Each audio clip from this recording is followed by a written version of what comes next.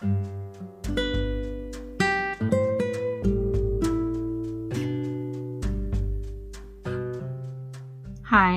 my name is Sheena. You're listening to Divine Love, Ask, Believe, and Receive.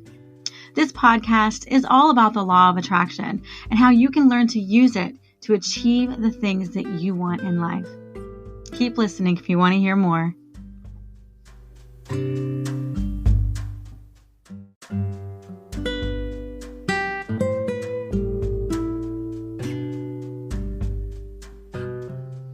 In today's episode, it's going to be like none other I've done before. This is very near and dear to my heart, but also going to be very hard for me to record. I'm not going to lie. Today, we're going to talk all about loss and grief and how to overcome it. I lost my mother and my father both to massive heart attacks and have experienced 2 miscarriages in my life. If this resonates with you and you want to hear my story, then please stay tuned.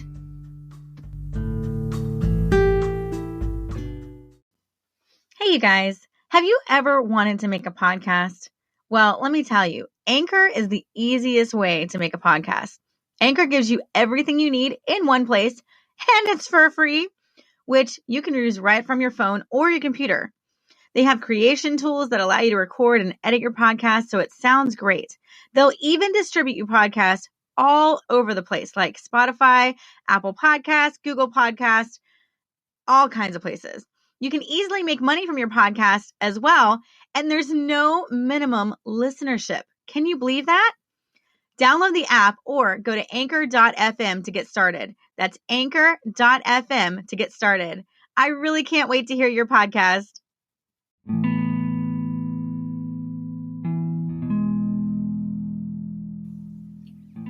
I would like to read for you a poem that I wrote to my mom on the day of her funeral. It's called Sunshine. As the morning sun begins to rise and light touches the earth, this is God's sign of rebirth. Today is a new day, and we have the gift of life. Let us remember to let go of our strife. If my mom taught me one thing, it would be to love each other and give glory to the King.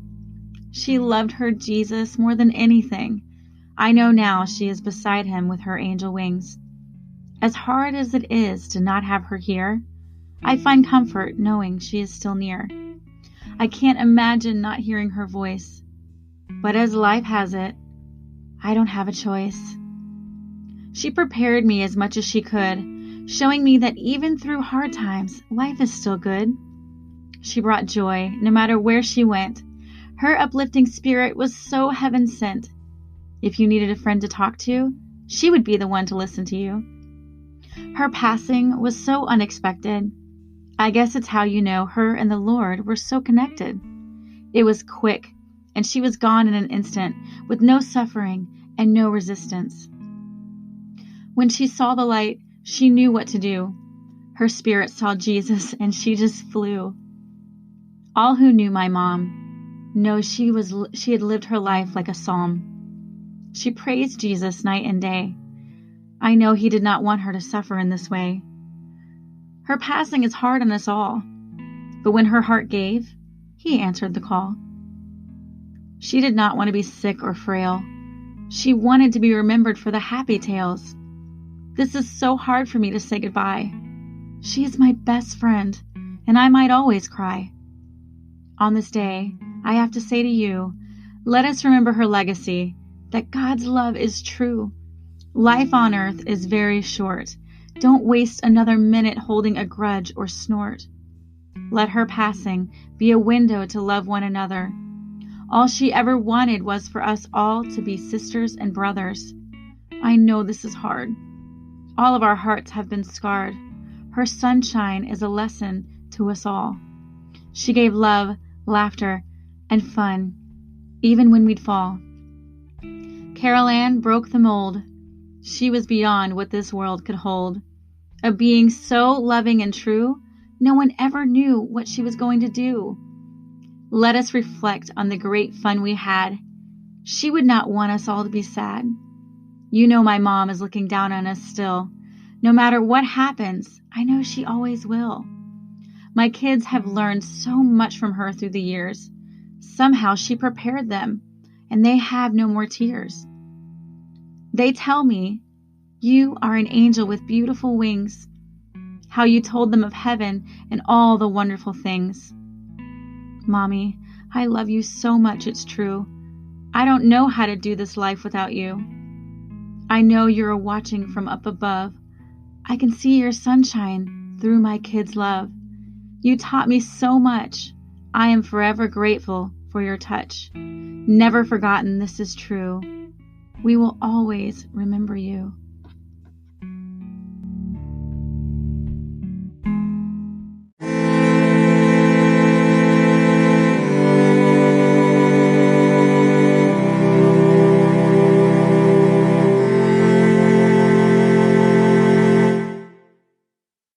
Where do I even begin?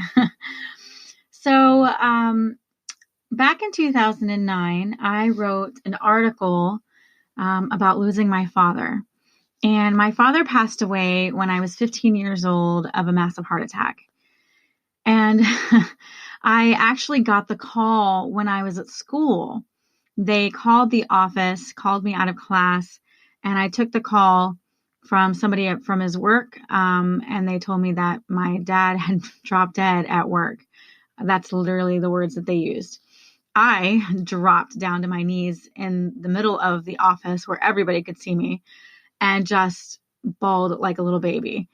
They said that they were trying to get a hold of my mom, but she wasn't answering the phone, and I was the only one that they knew they could contact. So, of course, the school called my mom, and she answered right away when I called her. And, of course, we rushed down to the hospital. Now, they actually revived my dad. They got him breathing again. He was on a breathing machine, but he never regained consciousness. So, throughout the time that he passed away at work, he was breathing, but never had any brain activity. He ended up passing away that next day, which was actually January 1st of 2000. So, 9 years later, I wrote an article about losing my dad and what had happened. And it actually got published in a book. I was really thrilled about it because I have always wanted to be published. And this was the first time that I had ever been offered this. They give you an initial payment, right? It wasn't a lot, but they gave you a payment to be in the book, and giving them the rights to the story. So the book is called Open to Hope, and it's inspirational stories of healing after loss. It's written by Dr. Gloria Horsley, and Heidi Horsley. So I am just one of the many contributors to this book, and I was so grateful. And I will post a link to this book and also to the article that I wrote in the description, so you guys can have a chance to read it, if you so choose.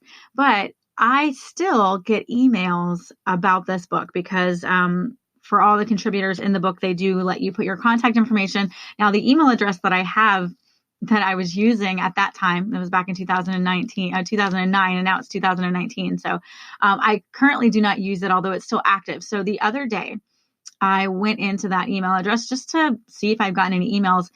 And I have to say, there was so many emails just saying how that article touched you and that how you could understand what I was going through.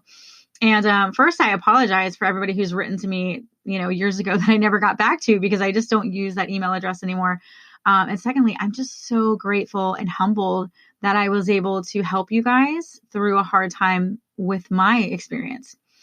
So with that being said, it made me realize that I have a gift that I can give and share to the rest of you. And that gift is how to overcome grief, because I've done it not once, but I've done it twice. I lost my mom 2 years ago, also of a massive heart attack. So I had to deal with this same thing twice. And dealing with that has actually caused me to go down the path that I'm on now, which is I am a life coach. And that is where this whole thing spiraled into place, because I realized that all of the experiences that I've had in life has brought me to the point where I am now, able to help other people go through and grieve and achieve abundance as I have. So I can help other people get through it because I've gone through it. So it really did open up this whole huge pathway of what I'm supposed to be doing, what I'm here for, and the gifts that I have to offer other people. I also suffered 2 miscarriages in my life since I met my husband. My husband and I have been married for 15 years, you guys. Hand claps. 15 years, a huge, huge accomplishment, right? Especially in nowadays, when relationships barely last 5 years. We've made it to 15 years, which is a huge accomplishment. A lot of growing pains. It was not easy. I'm not even going to sugarcoat it. Having a relationship, any length of time, having a relationship is hard. So I can also help those of you who are maybe dealing with relationships that aren't going well, because my husband, God love him, he is the most stubborn, hard-headed man I've ever met in my life. And if I can deal with all of that stuff, then, I can help you guys deal with it too. As my mom would always say, if you want the bull, you got to put up with the poo. And that's the truth. I mean, because that's just how it works in life, right? If you want the bull, you have to put up with the poo. And so that's a great testament too of who I am as a person. I don't give up. I'm a fighter and I get what I want, right? I work for it and I work hard for it.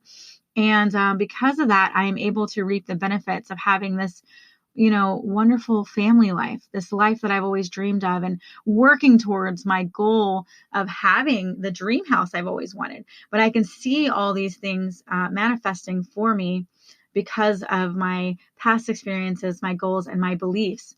And I really want to share that with all of you guys.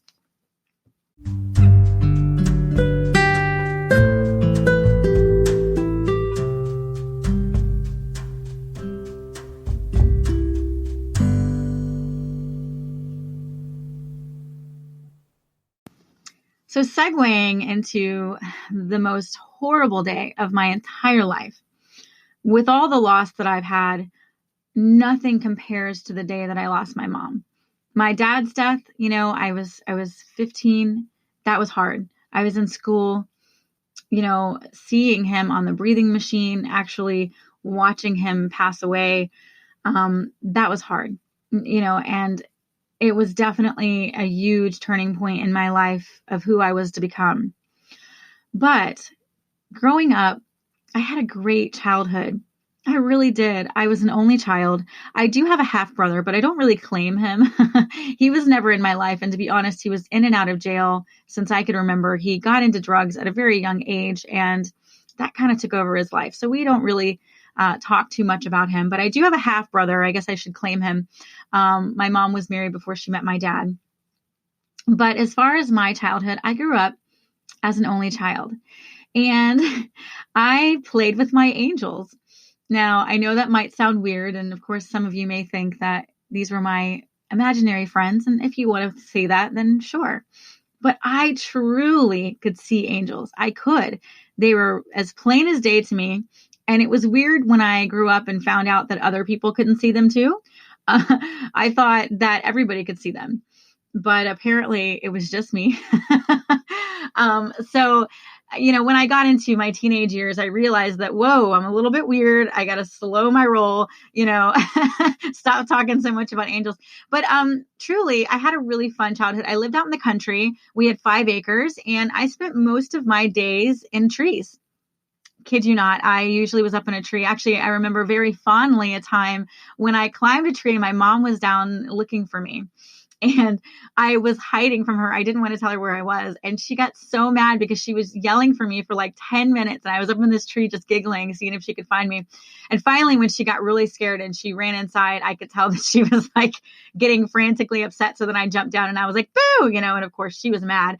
But that was my childhood. I had animals. I had lots of cats, and I had a lot of farm animals. We had a potbelly pig. We had goats. We had chickens. We had rabbits. I mean, I really had a great childhood. When I look back on those memories, it's always fond. And on the weekends, a lot of times we'd go out camping or fishing. My dad was a hunter. He liked to go out and hunt and fish. I never went hunting with him, but I remember he would bring home things that he had caught. Like we used to eat a lot of venison, and that was always really a treat when he would bring it home. I never liked the animals, of course, being dead, but eating the venison and the fresh pork and stuff was always really a big, huge gathering. We'd have friends over. It was a lot of fun. And so my childhood memories were always good. And honestly, I know that my mom and dad got into fights once in a while, but it was never anything that I would think would cause me any type of heartache or pain. So my mom and dad had a pretty good relationship until I got a little bit older, which we found out later that my dad was actually having mini strokes. So he would get up in the middle of the night. I remember this because and this is kind of embarrassing, but I had a really hard time falling asleep when I was younger. And partly that is because I am a very spiritual being. And what I mean by that is that I can see things that other people can't see. And I'm not talking about dead people, although I'm sure at the time it probably was that. I'm not a medium and I don't claim to be, but I definitely have a connection with my angels and spiritual guides in a very strong way. So as I was growing up, I could see angels, but I could also see other things as well. And those other things would scare me because I didn't understand what they were. I would see shadows, I would see things that would move and I would be like, what is that? And it would just freak me out as a child. And I don't really know why I'm telling you guys this because it's very weird and it's, something that I've never really shared with too many people. So you guys are getting a firsthand look at the weirdness of Sheena. So I apologize, but this is a true story. This is really what happened. So I had a hard time falling asleep as a child. And so my mom slept with me until I was like 10 years old. It was a really long time. And she would wait until I'd fall asleep. And then of course she'd go back and be with my dad. But so I remember when I was younger, my dad would get up in the middle of the night and I would sleep with my door open and I would just see him walking up and down the hallway. And I was like, what is he doing? And, part of me was like, maybe he's sleepwalking. But later we found out, you guys, that he was actually having many strokes. And so that's what was causing his heart to pump a little bit faster because the veins, I'm going to say this wrong. I don't have any medical history terms or anything in my mind, but the veins going into his heart, what is it called when they, one of you nurses, you guys have to come in and give me the right words. The airwaves to his heart, whatever they're called, they started getting smaller. The veins to his heart started getting smaller and it was causing a blockage. I know I butchered that. I'm so sorry. RNs and nurses out there. I'm sorry. You guys can come in, call into my station and give me the right terms and I'll add it to this podcast later. Anyway, he was having some difficulties there. And so my mom and dad started getting into a lot of fights and he just kind of started having some, anxiety. And we saw some really big differences in the way that he was acting. And shortly after that, it was about a year after he started acting like that, that's when he passed. So we found later on that it was a medical issue with him having these mini strokes, which caused him to have the massive heart attack. And the story with my dad is I actually had a fight with him the day that he died. Well, the day before. So I am a typical teenage girl, who doesn't want to listen to what their daddy has to say. And at the time, my mom was actually taking care of an elderly man who had cancer. And she was his house cleaner originally, but he ended up getting really sick and needed someone to care for him. And so she volunteered and then he paid her to be his live-in nurse, basically. So she was over there taking care of this older man and I was home with my dad. And I don't even remember what it was about, you guys. I can't remember, but I remember I gave him some attitude. Like I remember I gave him attitude and I was like, blah, blah, blah, blah, blah. And he said something back to me and it made me cry. And then I called my mom and I'm like, Mom, come and pick me up. I don't want to be here. Like, Dad's being mean or whatever. So my mom came and got me and I left and I went and I spent the night with her at the guys that she was taking care of at his house. So the next morning I had to come back and get a change of clothes, get my backpack and, get my stuff for school. And on the kitchen table, and this makes me tear up every time I think about it, but on the kitchen table, there was my lunch money. And so my dad knew, see, I'm getting choked up right now. My dad knew that I was going to have to come home. And so he left me my lunch money on the kitchen table. And that is the last thing that I ever remember of my dad, because that day is when I got the call that he had dropped dead at work. So, of course, I went to go see him at the hospital, but he was already brain dead at that point, and so I never got to say goodbye. Very emotional for me, but I know that my dad knew that I loved him, and he loved me. So there was that, right? It took me a really long time, you guys, to get over that whole situation, and that's why I wrote that article, which you guys can read in the Open to Hope article. But it was really hard, and finally, after, about a year or so, I finally was able to open up and just talk about it, because it took a really long time.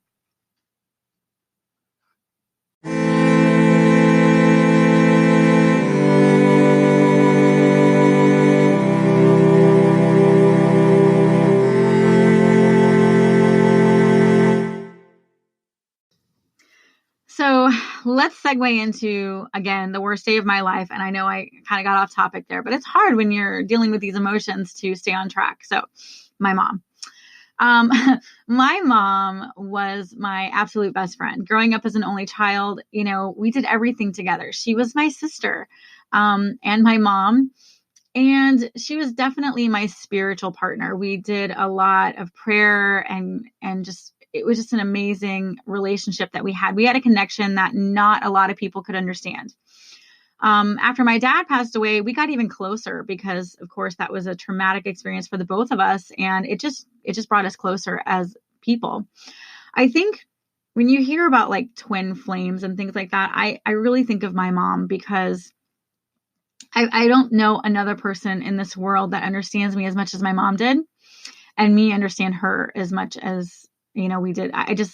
There's no link, and I love my husband and I love my friends, but my mom's relationship with me was beyond this world. We had a connection, a spiritual connection. And I know this because I used to tell her stories of things that happened to her when she was a child that she never told me. And I knew it. I don't know if I was her spiritual guide or her angel. She used to always call me her angel. But I saw things happen to her clear as day, as if I was there. And she always wondered how in the world that I could do that. I would tell her things that happened. I would tell her about times that she was crying and times that she was scared. And she'd be like, Sheena, how do you know this? I never told anybody this. And I would tell her because I was there. And she would be like, well, what do you mean you were there? I don't know how I was there, but I just was. So maybe I was her spiritual guide. Maybe I was her angel. I really don't know. I don't have any explanation for it. I just know what happened, right? I know that these were conversations that we had. We also shared dreams. And what I mean by that is we had this reoccurring dream that both of us would have over and over again. And not just one dream. There were a few different ones, but I know one in particular was about an iguana, this big, huge iguana. And he was sitting on a rock, and you could see the iguana. And as you approach the iguana, he turns and smiles like the Cheshire Cat. So he's got this big, huge grin on his face with human teeth. And I told my mom this dream when I first had it. And she almost passed out. She was like, what? I've been having this dream since I was a kid. How are you having this dream? And so I was. And I still to this day don't know what that dream means. If anybody knows, feel free to share it with me. Okay, so going forward, my mom was my babysitter. So she babysat for me 3 days a week because I worked full time. And she was very, very close to my youngest daughter, Sasha. So I have 3 kids. I have a 12-year-old, a 9-year-old, and a 4-year-old little son. 2 daughters, 1 son. But Sasha was my mom's baby. When I had Sasha, I had to go back to work. My husband could not support the family just on his income. So basically, my mom raised Sasha. With Kira, who's my first, I was able to stay at home until she was about 3 or 4 years old. I actually supported the family with freelance writing. But going forward, when I had Sasha, I had to go back to work. So my mom babysat. And when I had Dominic, who's my son, my mom was still babysitting for me. And she would come to my house 3 days a week. So we saw each other very often. So on the day before she passed, we actually had Kira's birthday. Kira had just turned, I believe it was 10, right? Because she's 2 years. Yeah. So she had just turned 10. And we had it at my husband's old job where he drove monster trucks. And it was a beautiful day. It was nice and cold, actually, for Florida. And it was really windy. And my mom came, and we had the whole family there. It was just a really nice gathering. And we drove, they got to drive around in the monster truck. And I stayed out because I was waiting for other people to get there. But everyone else rode the monster truck with my mom. And she was holding Dominic, who was, I think, an infant at that point. I don't even know if he was 1. He might have been 1. So she was holding him, and it was a lovely time. And when she got off, she said, Sheena, I actually have some really bad heartburn. I think I'm going to go home. I've been having heartburn since yesterday. And I was like, that's not good, Mom. And she's like, yeah, I'm going to just go home early. And I was like, okay, that's fine. So like always, I call my mom every single day. Every time I got in the car since I was 16 years old, I would call my mom. That's always been a habit. And that was always something that she instilled in me, is to always call her when I got in the car so she'd know where I was going. So I got up that morning, and she had the day off. She wasn't working she wasn't babysitting because Johnny was home. And Johnny is my husband. And so I call her because I'm headed to work. And I was like, hey, Mom, how you feeling? She's like, I still got the heartburn. And I'm like, Mom, you need to go to the doctor. Like, that's not normal. Don't mess around with that. And she's like, yeah, I'm making an appointment. My appointment's at 1, I think she said. And I was like, okay, well, let me know how it goes. And if you want me to go with you, let me know, and I can go. Maybe I'll leave at work early. And she's like, all right, thanks, honey. And then we had our normal conversation, and I went to work. All day at work, you guys, I was pacing. I don't know what, but I just felt so uneasy all day at work. And my phone died. So I told my boss, I said, I really have a feeling that my mom's going to need me. I told her, I said, she's having some heartburn, and I kind of want to be with her. Can I leave work early? And my boss was like, yeah, that's fine. We're slow right now. And I was like, okay, thank you. So I get in the car, and this is about 4 p.m. And all of a sudden I plug my phone in, and I get all of these messages and texts. It's just my phone is blowing up. And I was like, what is going on? So I go, to my messages, and my mom texted me, and she says, hey, I'm headed to the hospital. Don't worry. Don't come until they call you. And I was like, what? Okay. So then I listen to my messages. I have about 3 messages from her doctor's office. And the first one, was just like, hey, this is Dr. So-and-so. Just wanted to let you know that everything is fine, but your mom had some inconsistencies in her heart. And so we're sending her to the hospital as a precaution. But they said, please don't be alarmed. It's just a precaution. She's absolutely fine. So, and the other 2 messages were similar, just letting me know where she was going to be. So I get home, I pack a bag because I'm like, well, I'm going to be, spend the night at the hospital because my mom's at the hospital. I'm going to be at the hospital, and honestly, I just thought it was high blood pressure or something. My mom has been the healthiest person I ever met. She was full of life, never sick, never, ever sick. And she was that person that's like, I'm not sick. You kidding me? Even when she was she was that person. She never, ever went to doctors. She never got sick. So I thought, okay, maybe she's having some high blood pressure. She's getting older. I'm going to plan to spend the night. So I told Johnny that. I said, hey, call your boss, let him know that you can't come in because I'm going to go spend the night at the hospital. And of course I couldn't get a hold of my mom because she was at the hospital. I was calling her phone, all that stuff, but it wasn't going through. So I get to the hospital. The hospital's an hour away from my house. And it was so weird. It was like the Twilight Zone. The moment that I walked into the door, and I kid you not, guys, I walk into the door. The moment I walk in, over the big speaker, they say my name. And they say, please come to the back office. Come to whatever room. And I was like, okay, this is weird. And so I go to the back room, whatever room they tell me to go into. And I say to them, I'm sorry, I'm not a patient here. I'm actually here to see somebody. And they said, yes, we know. And then they say my mom's name. You're here to see so-and-so. And I said, yeah. And they're like, you're her daughter? And I said, yes. And they said, yeah, we need to talk to you. And I was like, oh.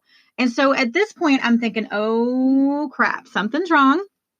But again, I am okay. Oh, and you know what? Let me put this in here because this was really crazy. So I have the timestamp, but I can't remember exactly what time it is now. I know it was 4 something when I was going in the car. So I'm going in the car to drive to get to my mom, and it's an hour drive. So during my drive, I think I'm on the road for like 20 minutes, and all of a sudden I start panicking. Like I start not being able to breathe. I start having a panic attack. And so I call my best friend, and of course it goes to voicemail.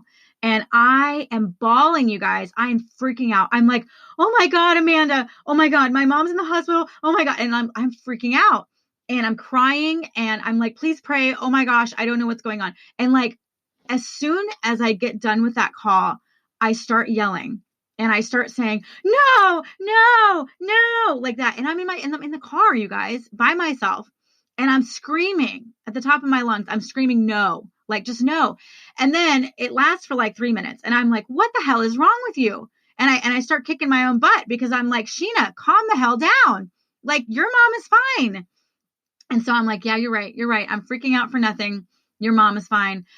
And it was like, after I had that freak out, I literally calmed down and everything was fine. It's the weirdest thing. And I was like, okay, I'm fine. So I get into the room and they're like, the doctor wants to talk to you. And so here I am like, holy crap. And I text my husband. I was like, hey, this is not good. The doctor wants to talk to me. And so I go back into the room and it was like a movie. It was literally like I was playing a movie in my head. I go back into the room and they tell me to sit down. The nurse is there with the clipboard. The doctor is there. And he says, hi, I'm Dr. So-and-so. I'm the one that, I'm your mom's doctor. And I was like, okay. And they said, do you know what happened? And I says, well, I know she was having chest pains and her doctor's office called me and said that there were some inconsistencies in her heart rate and that they wanted to send her to the hospital. And so the doctor after that says, well, I want to tell you that she didn't make it. Everything got silent. What do you mean she didn't make it? What do you mean? Well, we were working on her after she got here and she had already passed in the ambulance and we could not revive her. Her heart was fried. And I dropped to my knees. It was like all of my breath, I couldn't hold myself up. I literally fell to my knees into like a ball on the floor. And I sat up on my knees and I just started rocking back and forth. It felt like I was in a movie. You know, the movie scenes when like they tell you really bad news and the person just like completely freezes and falls. That's what happened. That's exactly what happened. I lost all control of my body. I could not hold myself up. I wasn't even crying. I was just numb. And the nurse is there. She's kind of holding me. And I'm like, I need to see her. Because honestly, you guys, I was like, no, they have the wrong person.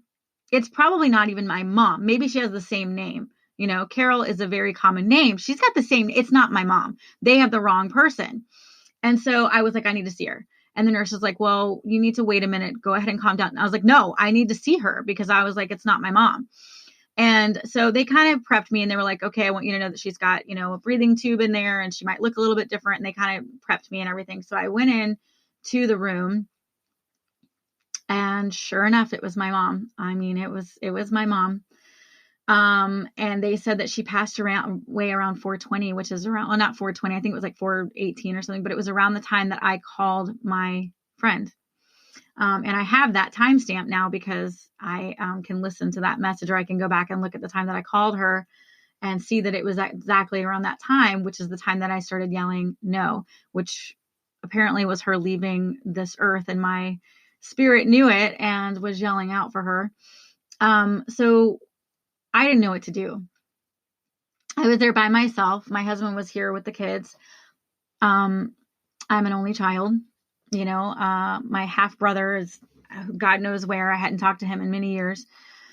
So I didn't know what to do. And so I just sat there beside her. And honestly, I really, I know this is going to sound so stupid, you guys, but I was just waiting for her to wake up.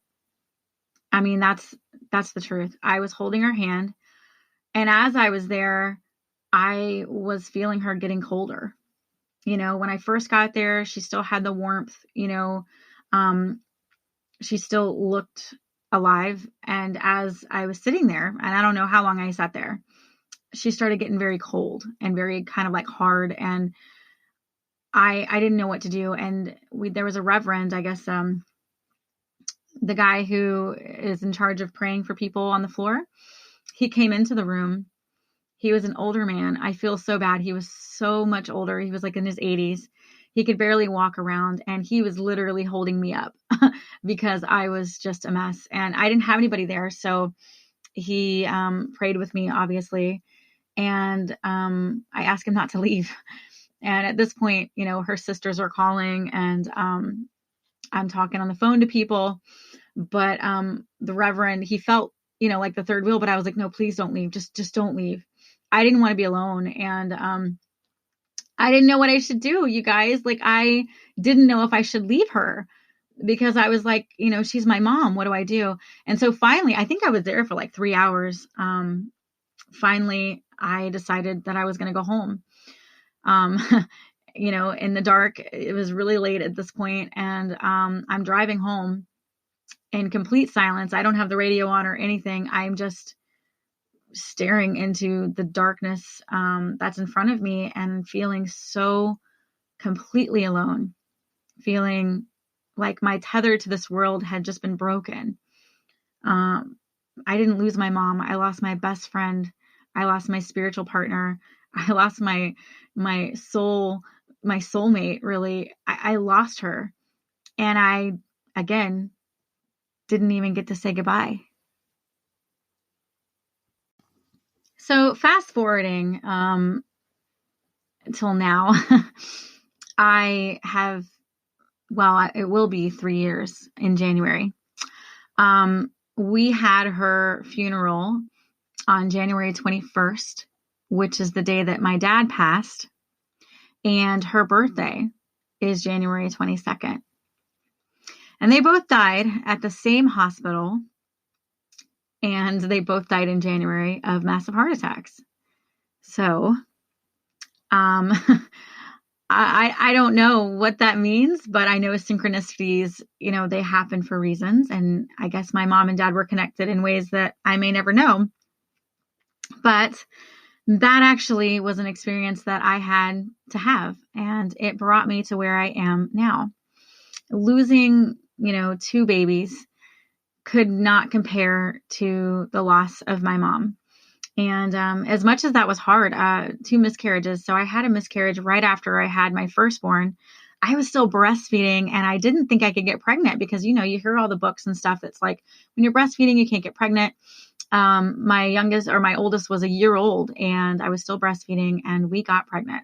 And I ended up losing that baby at about 8 weeks. And then I lost another baby after we were trying, we had our second, it was Sasha. And right after Sasha, we wanted another baby, and we had another miscarriage. And that one was at 11 weeks. That one was actually quite a really hard situation because I was 11 weeks. So the baby was, big enough to see. And we went into a normal sonogram. We had already been having sonograms and everything looked great. The baby was measuring the right amount. And we went in and they couldn't find the heartbeat. So I remember they went in with the stethoscope type of thing. I don't know what it's called, but the scope, the camera that goes up your uterus. So they stuck that up there, and they were doing an internal ultrasound, and they did find the heartbeat. But I remember very, very clearly the sound of the heart was like bump, bump, bump, bump, bump, bump, bump. And it just kept getting slower. They wouldn't allow Johnny to be in the room with me at this point because they knew something was wrong. And so, which honestly, that is so backwards. Like, I don't know why doctors' offices and stuff make the people leave. Like, you want the comfort of your family and friends around you when something bad's happening. I'm just saying. But anyway, so I was there again alone with just the tech, and she wouldn't tell me what was going on, but obviously I could hear it. So she says, we need to get you over to the emergency room. We're having a hard time detecting the heartbeat. And so, of course, now I'm freaking out. When we get to the emergency room and they do the sonogram and everything, we found out that we actually heard the very last heartbeat of our baby, because when we got to the hospital, there was no more heartbeat. So that was a really devastating experience. And I had to have 2 D&Cs for my first and my second miscarriage. And that actually stayed with me and made me not want another baby. I actually didn't want another baby for a very long time, until I finally got to the point where I was like, okay, I'm ready. And then we had our son, Dominic, which thank you, Lord, for him, because he's such a miracle. But yeah, that could not compare to the hurt and pain of losing my mom. Every single day, I still miss her, and it's almost been 3 years. I used to call her for everything. And every time Dominic does something cute, I want to call her. Every time I do something, I want to call her. Every time I get in my car, I want to call her. I have this relationship with my mom that everything I did, it revolved around my mom. So who is Sheena without her mom? I really didn't know.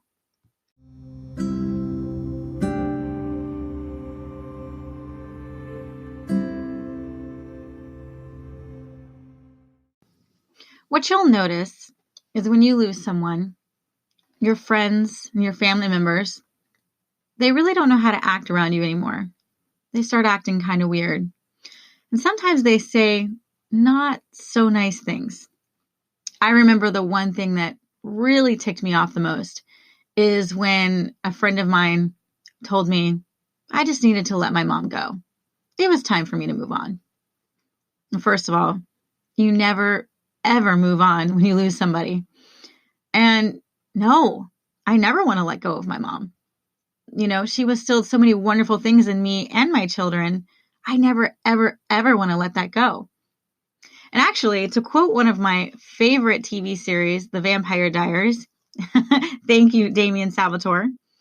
In the end, when you lose somebody, every candle, every prayer is not going to make up for the fact that the only thing that you have left is a hole in your life where that somebody that you cared about used to be.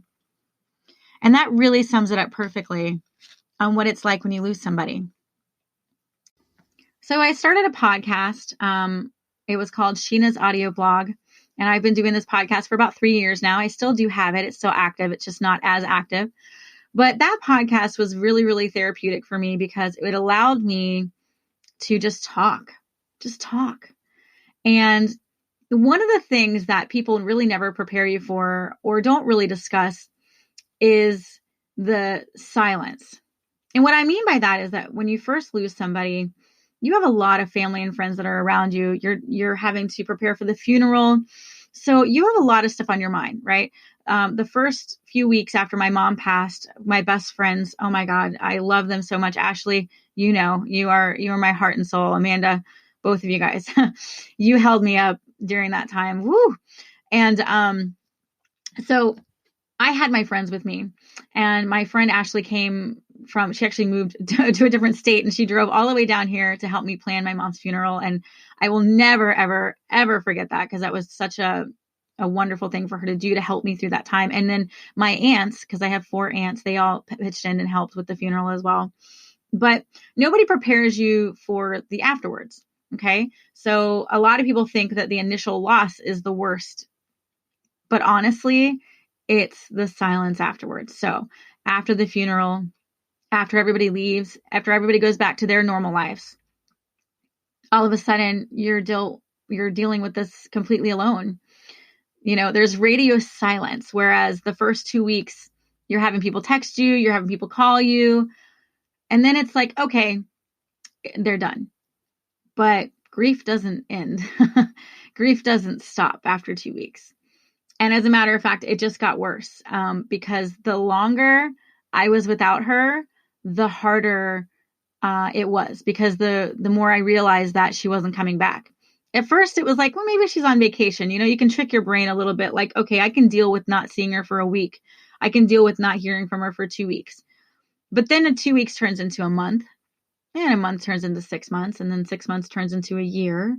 A year turns into 2 years. And so now you kind of can't trick your brain anymore. It's like, it's real. You're not seeing her again. But all of this has taught me some really huge lessons. One, never take life for granted because you don't know how long you have here on this earth. 2, always be kind to everybody, because that might be the last time you see them, right? And you don't want the last words that you have to be something negative or hurtful. And 3, it taught me how to be me. And let me emphasize this. So what I mean is, I never knew what life was like without my mom, because as an only child, everything I did or said reflected her. Every decision I ever made, I wouldn't make it without her. And so all of a sudden, I had to figure out who Sheena was without her mom. And as hard as this is, I realized that Sheena's pretty awesome. I have so many gifts, talents, and abilities that never would have come to light had this experience not happened. They were always there, but I was protected. I was sheltered. I had my mom. I didn't need anything else. I didn't need to stand on my own 2 feet, and I don't mean it to sound spoiled, but I really didn't have a reason to reach in deep and find out who I was, because I was happy in my little Sheena bubble with my life and my mom and everything that was around it. I never had to, go deep and find out who I was. So here I am, realizing just who I am as a person. And what this really did is catapult me into this spirituality that I lost track of through the years. Remember in the beginning when I was telling you that I used to talk to angels? Well, through the years, I lost that. I decided that it was weird because all of my friends said it was weird. And so I shut that off. I stopped seeing my angels. I stopped talking to my angels. Now, I never lost the connection that I had with the Lord. I always had a very deep connection with God, and my mom did as well. So we actually had a Native American room in our house, and it was called the Indian room, where we would have like sacred rocks and dream catchers and all kinds of like Native American statues and things. And we believed in spiritual animals and the animals having signs for us. So we were very spiritual. And I grew up Pentecostal because my mom was Pentecostal, but I was actually baptized a Baptist and my dad was Catholic. So we had quite a variety of different Christianities around me. So when I say I'm a Christian, I mean that in a very spiritual way. Yes, I believe in Jesus 100%.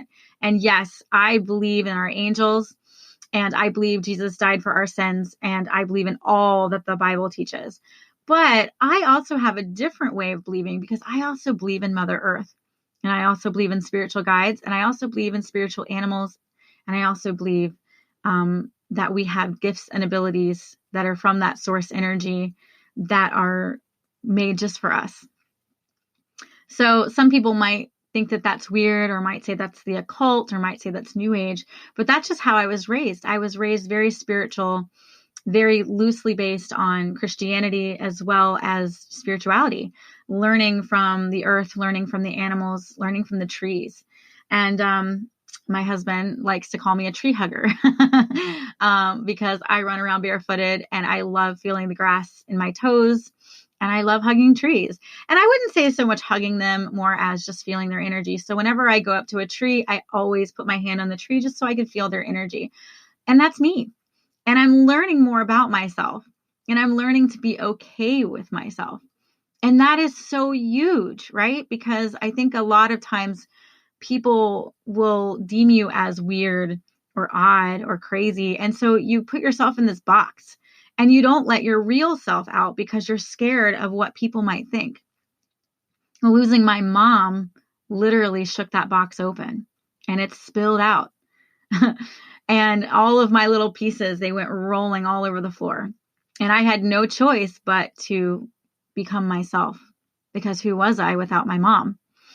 And through this whole journey, it taught me that I am strong, that I am beautiful, that I can accomplish anything that I want, and that I can get through anything. And through that, I was able to share my journey with other people and help them along the way. And I realized that that's what I wanted to do with the rest of my life. I want to help people get through these hard times, because I know if I can do it, you can do it. And that is how I became a life coach.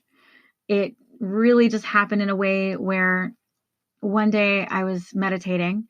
Meditating is very, very important for me, and connecting with my guides and my angels. And through this meditation, I had what I like to call the dream. And I was sitting there at a desk, and it looked like an office. And I felt like at the time, I didn't know what I was, but it felt like I was a therapist, because I had like all kinds of therapy books, and the office was set up in a very professional way.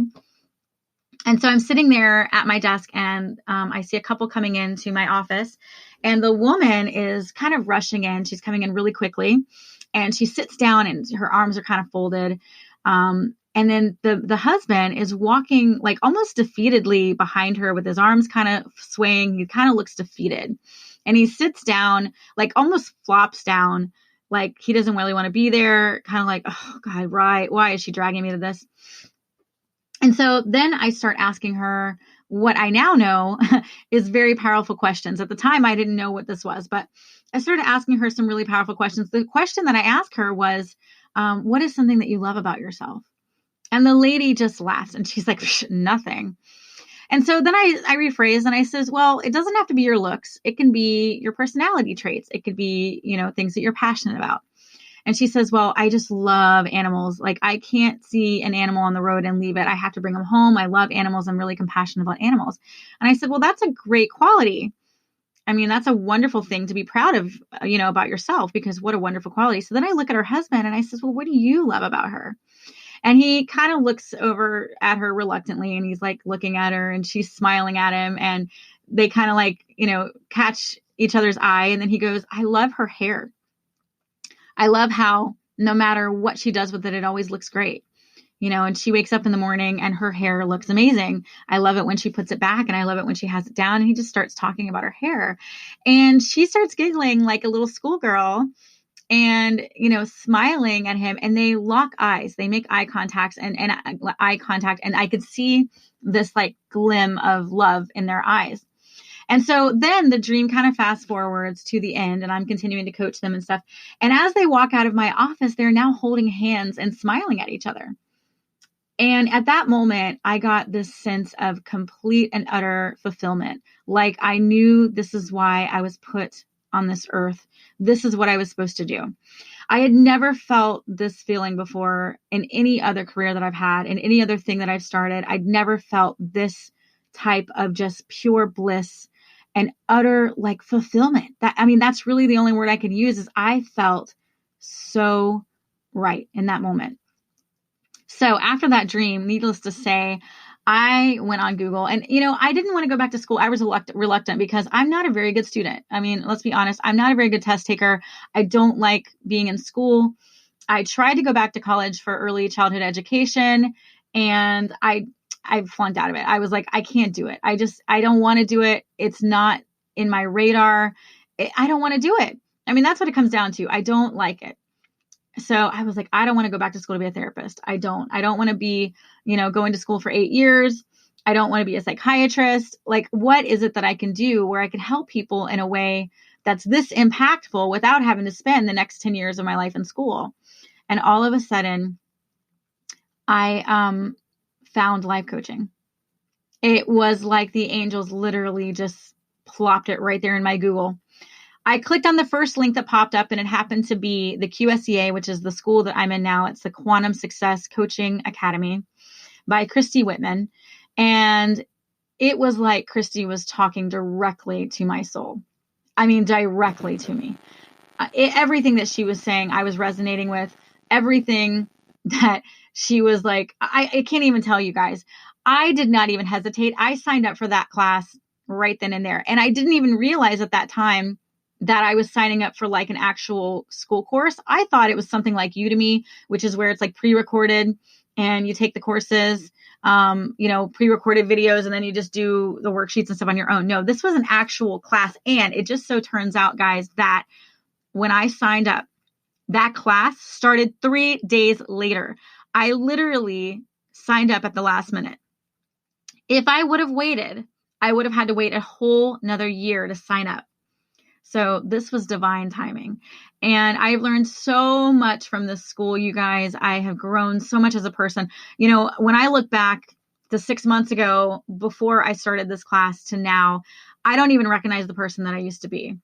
I was very bitter. I was just really mad, honestly. I mean, I was mad because why would God take my mom away from me? You know, the one person in the world that got me, the one person who I needed so much. So I was very angry, and I don't even recognize that person anymore. I really don't. I can't even, she's not even on my radar. Who? Like, I'm completely different, and I see the world with completely different eyes. And this is how I know that you guys can do the same. Because I woke up. My spirit just woke up. It was like I was asleep, and it was like, boom, I'm awake now. I get it. I understand. And I still feel my mom with me. And it feels so good to know that she's not gone. Actually, on the contrary, she can help me in my life so much more now than she ever could when she was in the flesh, right? She can watch out for me. She can give me guidance. She can give me signs. She can bring people into my life. She can help me bring in abundance. And these are all things that I have finally opened up to learn about, so that I'm like, okay, I'm okay. And I know you guys are going to be okay too. So thank you guys so much for listening to this story. It's very hard for me to talk about it, but it's also therapeutic to get it out and to share it, because hopefully it will resonate with one of you and you will feel it as well. So guys, in the links, I'm going to provide you the link to the book that I'm published in, as well as the article. So you can just read the article if you don't want to order the book. And then I want to also offer you guys a special offer for my life coaching. And the truth is, people don't buy coaching. They buy results. And I am living proof that this method can help you get through whatever it is that you're going through. I know, because I am the result. And I have seen so many things happen in my life since I started doing this journey, going on this journey. And I want to walk with you on your life's journey. I really do. And because you guys are podcast listeners, I want to also offer you a discount for any services that you purchase on my website. So I will post that in the description below. Thank you guys so much for listening. Feel free to message me here on Anchor, or if you'd like to find me on social media, you can find me at Divine Love Coaching. That's DevineLoveCoaching. That's on Facebook, on Twitter, and on Instagram. And I look forward to hearing from all of you guys. With love and light. God bless. Mwah.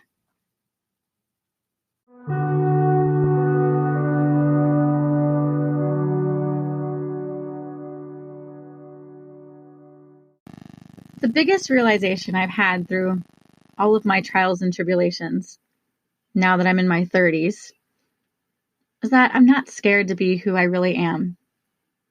And with all of that heartache, with all of that mess of losing my parents and losing children, and even having an abusive relationship, which will be a story for a different day, it's all brought me to this point. All my past experiences has brought me right here, right now, so that I can be exactly who I'm supposed to be. An empath, an earth angel, an old soul, whatever it is that you want to call me.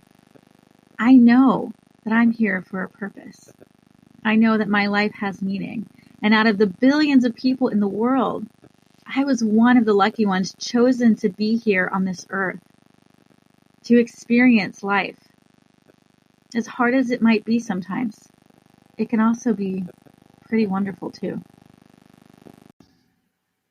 So, who exactly am I?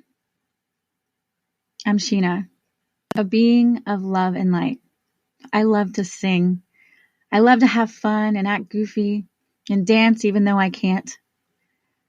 I love Dolly Parton. I am a work-at-home mom with 3 children. I own 2 businesses. I have a happy marriage. And I just so happen to get to live and be and do exactly what I was put on earth to do. And that is to transform people by helping them awaken their true inner goddess, their true inner being, and making them realize that everything in life is an experience, that things don't happen to you, they happen for you.